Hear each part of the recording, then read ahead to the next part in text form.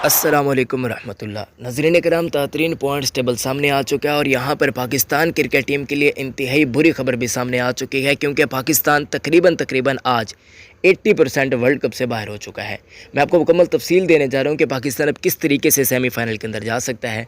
ICC का नया कौन सा फार्मूला है जिसकी मदद के तहत पाकिस्तान सेमीफ़ाइनल के अंदर डायरेक्टली चला जाएगा, तो वो तरीका मैं आपको बताऊँगा। लेकिन वीडियो में आगे जाने से पहले एक ही रिक्वेस्ट है कि वीडियो को लाइक कर दें जो समझते हैं पाकिस्तान को सेमीफ़ाइनल खेलना चाहिए, और हमारे यूट्यूब चैनल को आप लोग सब्सक्राइब कर सकते हैं।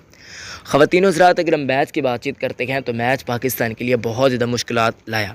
श्रीलंकन क्रिकेट टीम को इबरतनाक शिकस्त हुई। साथ ही साथ हमने देखा कि न्यूजीलैंड ने अपना रन रेट भी बहुत बेहतर बना लिया है।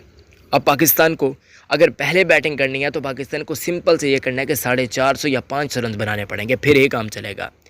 अगर पाकिस्तान एग्जाम्पल के तौर पर बैटिंग पहली नहीं करता, सेकंड बैटिंग पाकिस्तान की आ जाती है, फिर पाकिस्तान को ये करना होगा कि 25 से 20 ओवर्स के अंदर पाकिस्तान को चेज़ करना पड़ेगा, जो कि तकरीबन इम्पॉसिबल हो चुका है।